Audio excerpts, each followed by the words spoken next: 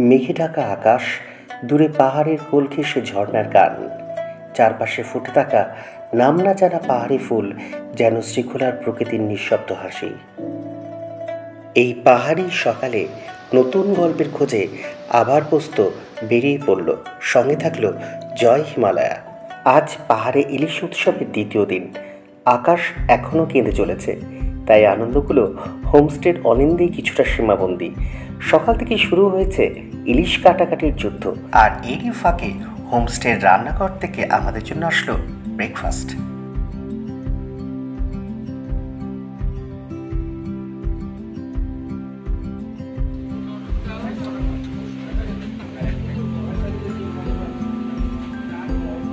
মোবাইলের চার্জ সামান্য, কিন্তু কৌতূহলের চার্জ ব্রেকফাস্ট খেয়ে একদম ফুল। বর্ষার সাথী আমাদের ছাতি, মনসুনে বেড়াতে আসলে ছাতা মাস্ট। ভিজে পাহাড়ি পথ পেরিয়ে রওনা দিলাম রহস্যের সন্ধানে। আচ্ছা, আপনারা কখনো পাহাড়ে ভূতের পাল্লায় পড়েছেন? চলুন আজ একটু সাহস করে দেখে আসা যাক সেই জায়গাটা। এটা কটেজ একটা। স্থানীয়রা বলেন রাত হলেই নাকি এখানে আসেন অতৃপ্ত আত্মারা। পর্দা সব লাগানো আছে, তো আপনাদেরকে এই ইলিশ মরশুমে একটা অসাধারণ দৃশ্যর সাথে সাথে একটা ভুতুরে জায়গা আপনাদের দেখাচ্ছে। এদিকে সময় যেন কোন ফাঁক দিয়ে গলে পড়ছে কে জানে। একমাথা মেঘ আর বৃষ্টির মধ্য দিয়ে সূর্যদেব কিছুটা পশ্চিমে হেলে পড়েছেন। এরই মাঝে আমাদের এক সহযাত্রী ভীষণ এক্সাইটেড ভাবে শোনালেন তার অভিজ্ঞতা। হাই, আমরা এসেছি শ্রীখোলা মিশন ইলিশ উৎসব। হয়তো এই প্রথমবারই শ্রীখোলা ইলিশ উৎসব হতে চলেছে, আর সৌজন্যে জয় হিমালয়া। স্পেশাল থ্যাঙ্কস টু রিঙ্কুদা এবং বৌদি, যারা আমাদের এত সুন্দর করে আপ্যায়ন করছে। আর জয় হিমালয়ার এন্টায়ার টিমকে রইল আমাদের এই ইলিশ উৎসবের শুভেচ্ছা। খেয়ে জানাবো কেমন হয়েছে। জয় হিমালয়া। চড়াই উতরাই হাঁটার জন্য খিদেটাও জমে উঠেছে পেটের প্রতিটি ইঞ্চিতে। রান্নার প্রস্তুতিও তখন তুঙ্গে। আমরা প্রথমবার এলেও যে দাদা বহুবার এসেছেন, তিনি শেয়ার করলেন তার অভিজ্ঞতা। বিশেষ কারণের জন্য এসেছি, সেটা হচ্ছে ইলিশ উৎসব, যেটা হয়তো আপনারা এই ফার্স্ট টাইম শুনবেন। এবং এর জন্য সবার আগে কনগ্র্যাচুলেট করা দরকার রিঙ্কুদা, অন্তরা বৌদি এবং প্রতীক সরকারকে। এই বর্ষার মধ্যে প্রচণ্ড পরিমাণে বৃষ্টি হচ্ছে, তো পাহাড়ে যে বৃষ্টির ব্যাপারটা সেটাও একটা বিরাট এনজয়ের ব্যাপার। এই যে ওয়েদারটা একমাত্র আমার মনে হয় পাহাড় এবং শ্রীখোলায় এসে আমি প্রচণ্ডভাবে ফিল করছি এবং ভীষণ ভালো লাগছে। তো আমি আশা করছি যে আপনারা সবাই আসুন এখানে, আর তো বিশেষ কিছু বলার নেই। জয় হিমালয়। এদিকে রান্নার সঙ্গ বসে পড়েছি লাঞ্চে। দেখেই নিন ছিল কি কি আজকের মেনুতে।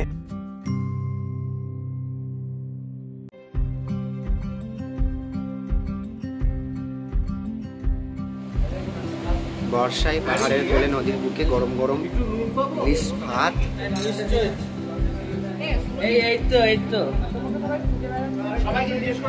আমাকে সবাই খুঁজে বেড়াচ্ছিল, তো এখানে কেমন লাগছে বলুন এবার। এই সুন্দর ওয়েদার, তার মধ্যে পাহাড়ের কোলে বসে এত সুন্দর বাঙালিয়ানা খাবার দাবার। বাইরে বৃষ্টি, ভিতরে হচ্ছে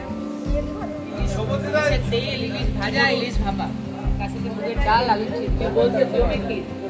জমে ক্ষীর ব্যাপারটা হচ্ছে এই মুহূর্তে জাস্ট খেতে ব্যস্ত, কিছু বলার মতো অবস্থায় নেই।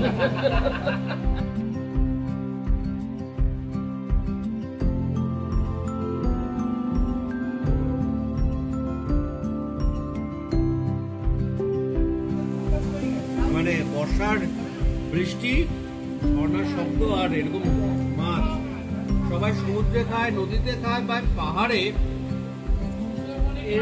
সুন্দরবনে খায়। ইয়েস,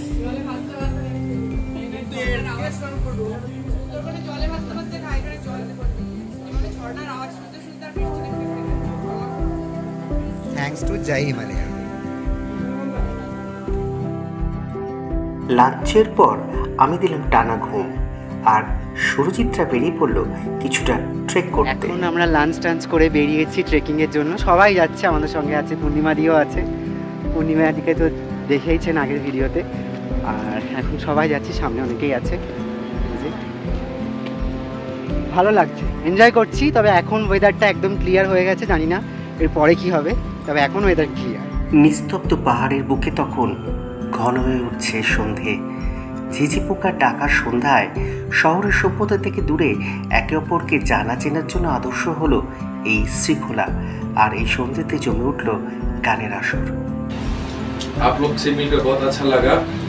और ये श्रीखोला में अभी हम ये नाइट में थोड़ा आपके तरफ से भी गाना होना चाहिए।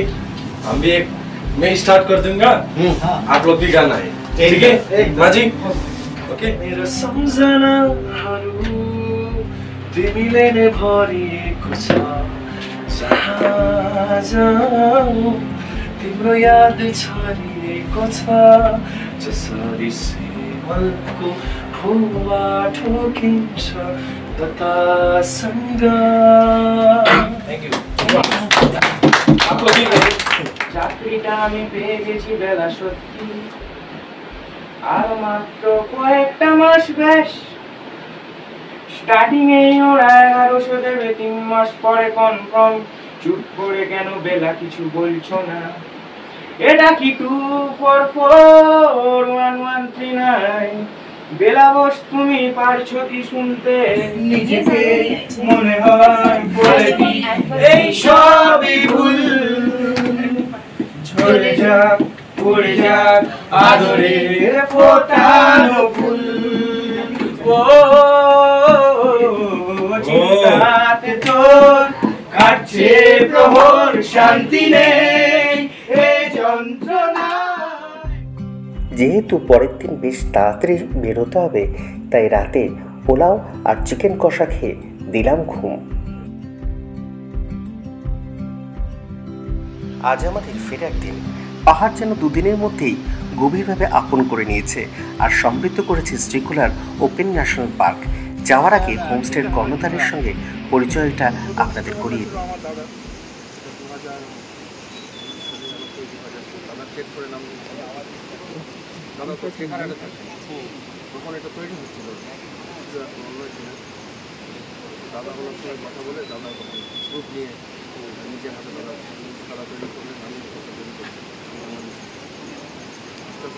দাদাই নাম রেখেছিলেন এখানে রেড পান্ডা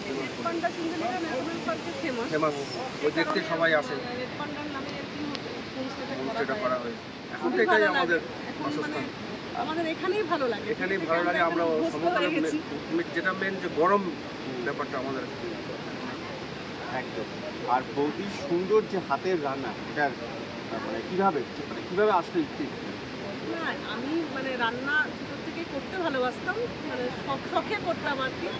মেন আমার বাবার কাছ থেকে রান্না শিখে, আমার মাও খুব ভালো রান্না করে, ওনাদের কাছ থেকে আমার এটা পাওয়া। এই হাড়ে রান্না করা আমাদের এটা অভ্যাসে হয়ে গেছে। আপনারা আবার আসবেন একদম।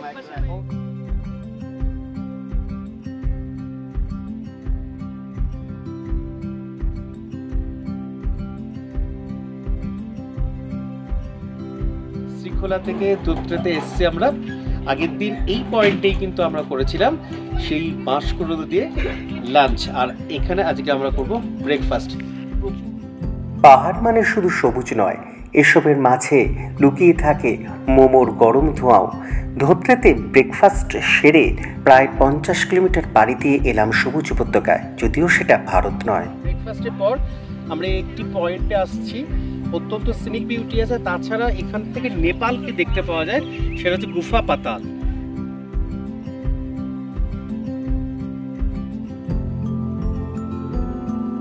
তো ফাইনালি আমরা এখন নেপালে দাঁড়িয়ে আছি। অসাধারণ সামনের ভিউ, মারাত্মক লাগছে। তো আপনাদেরকেও একবার দেখাই যায়। মেঘের মধ্যে বৃষ্টি হয়, পাহাড় কাছে দেখে হয় পাহাড়ে ভাকা, হ্যাঁ পাহাড়ে ভাকা, হ্যাঁ পাহাড়ে রে। मेरो सम्झनाहरू तिमीले नै भरिएको छ, जहाँ जाऊँ। 9 কিলোমিটার জার্নি করে আমরা এলাম আমাদের শেষ ভিউ পয়েন্ট মিরিক লেকে। নতুন গল্প, পুরনো গান, ক্যানভাস, শুধু প্রকৃতি। এই ক্যানভাসকে আমাদের দুটি পর্বে তুলে ধরলাম। আর আমাদের সঙ্গী ছিল Joy Himalaya at the foothills of the almighty Himalayas. যোগাযোগ নম্বর স্ক্রিনে থাকলো। এক বুক স্মৃতি নিয়ে ফিরে যাব শহরের কোলাহলে। দেখা হবে আবার কোনো নতুন জায়গায়। এই পর্বটি ভালো লাগলে লাইক, কমেন্ট ও শেয়ার করবেন। আবার প্রস্তুত, নিজেকে খুঁজে নাও, ফাইন্ড ইয়োর সেলফ।